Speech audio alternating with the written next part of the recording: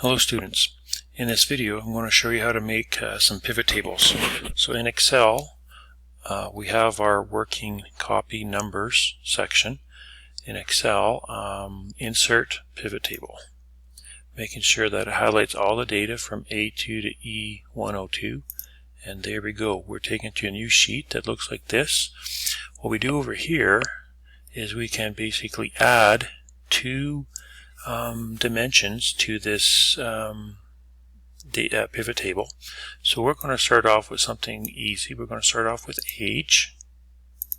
Click on age, it goes to the rows, and we're going to click on satisfied, social media. What we have to do is move this over to the columns, and we also want this to be the values. So the columns and the values are going to be the same. So remember that from our coding, gender, female was 1, male 2, other is 3. So back in here we can change these, female, male, other. And if you click off of this table, the pivot table data information disappears. All you have to do is click back on it and the field list pops up again. So we are looking at satisfied question 18. Let's take a look at question 18. Question 18 refers to how satisfied are you with the social media efforts at Westerner Park. Very satisfied was a 5, very unsatisfied was a 1. So we can go in here and change this to very unsatisfied, change 5 to very satisfied.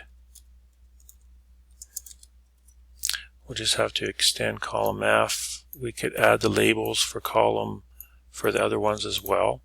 But here is our data. There's a total of 53 females, 43 males, 2 others. And so we would find this data going back to question 21 about gender if we did a count if function, count if, bracket, highlight all your data, comma 1, and then do the same thing for comma 2. We would find that we would have 53 females, 43 males. So basically this tells us that it looks like both genders are kind of neutral in terms of how satisfied they are with social media. Let's just go back to that question, question 18. So right in the middle choice, let's go to coding. Coding, very satisfied was 5, very unsatisfied was 1, right in the middle 3 is neutral. And that's what we are finding here.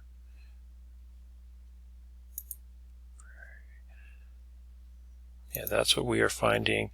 Both genders are the same. So this might basically, it tells us that both genders view Westerner Park social media efforts as the same. Now, that's of interest if you want to include that in your report.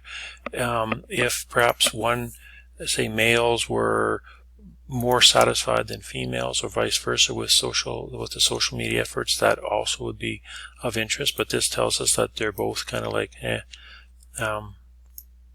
in terms of their feelings towards Westerner Park social media efforts. So let's take question 18 out. Just by doing that, you'll notice that our labels have stayed the same. And let's look at age. So age, pop that up in the column label, and then make it the values as well. So here we have 53 females, 43 males, and question 22 was where they lived. So let's look at our coding. Coding for this is City of Red Deer is coding 1, and within 50 was 2, within 100 was 3, and more than that was 4. So let's look at our coding again. Oh, I'm sorry, how old we are. So 18 and 19, code 1, 26 plus, code 5. That's why we have 5 here. So you could change these to the actual labels of the question if this is something you wanted to present in your report. Basically, this shows that categories 1 and 2 kind of the most gives us a value of 70 out of the 98 that were at least code 1 or code 2 in terms of age. So that's basically 18 to 21. Most of our respondents, 70% or so, were no older than 21. Let's go back to our pivot table. We can take out age, and we can go back up here, and question 2 and 4 I wouldn't include in the pivot table because they are check all that apply, but we can go into, say, music genre. Let's pop that up there and down there. Oops. Music genre, column label, and values. So with column with music genre, this is something else that has to be cleaned up because some people selected here 1 and 3. So whatever music genre code 1 and 3 was, they selected that as their favorite. Code 1 and 4, 1 being folk. I think that's probably in regards to choosing another. 1, 2, and 6 and blank. So there might be some cleaning up you have to do if you want to analyze this question. There's not a lot. There's only a few choices that had more than one.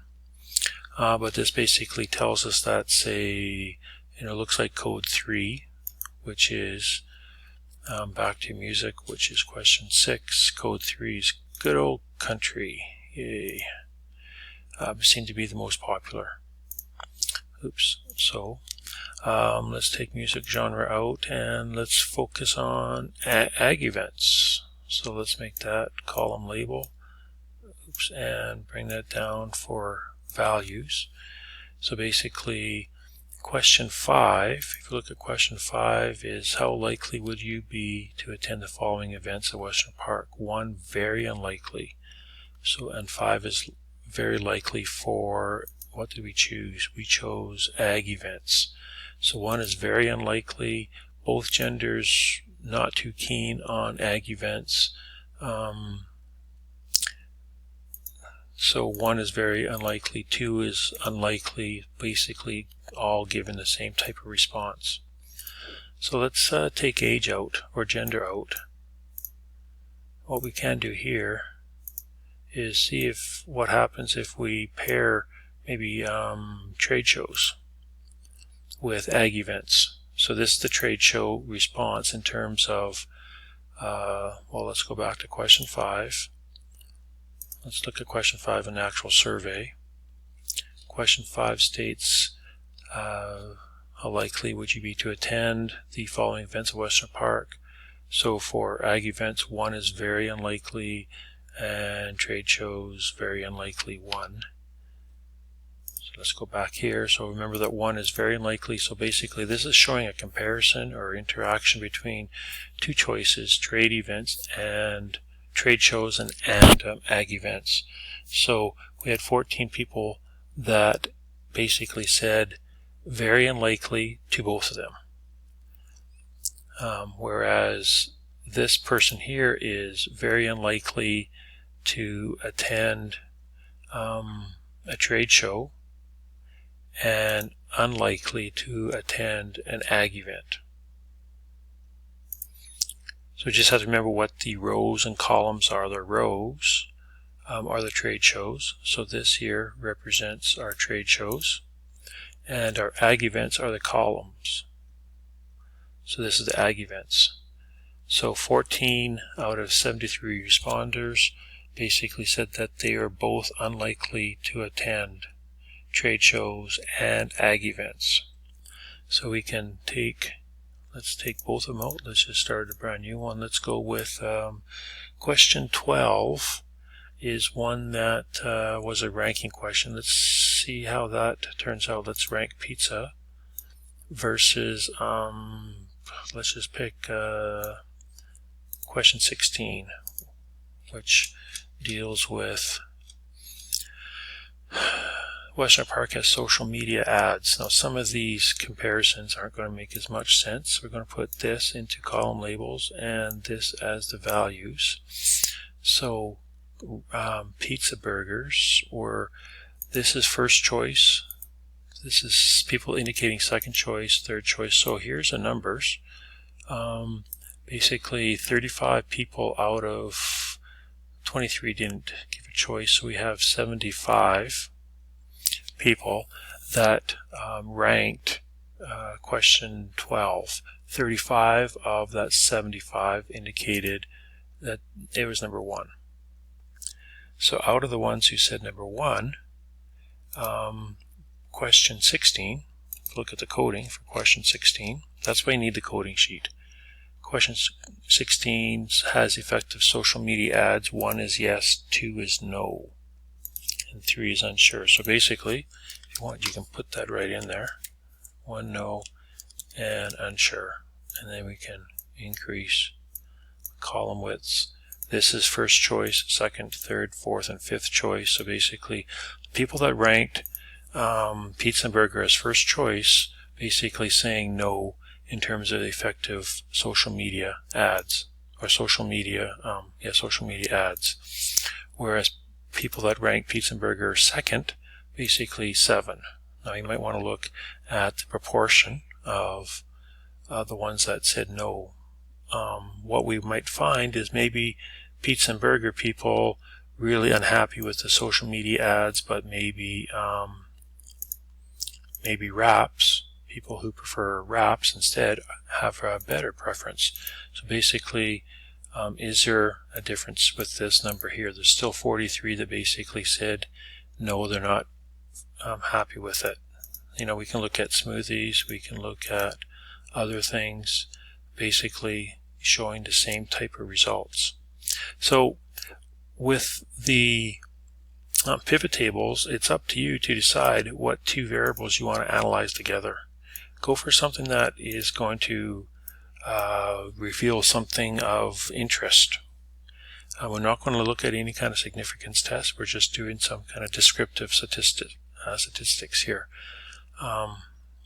So basically, just as I said, you can go for, food options, food price affordability, and food quality price. So let's have that as our data. And there it is. So back to our coding. For question 7, 8, and 9, strongly disagree is a 1, strongly agree is a 5. So this is no one said 5, that's why it's missing here. And basically those are our numbers. So 1 was strongly disagree, 5 was strongly agree. You might be able to find something of interest there. People that said kind of neutral about the affordableness of it, basically also saying that they disagree or are neutral about the quality and price being matched up. So that's how we generate our pivot tables. We start with the working copy numbers sheet and click on Insert Pivot Table. And we should make sure that this one didn't work. Let's go back to probably maybe our second column there. Pivot table, making sure that's A2 to E102, and we click OK. We get this. Basically, we can go in here and click any 2 variables to analyze and play around with it. You may find the first few times you're not getting anything that kind of jumps out at you and says, hey, this is of interest.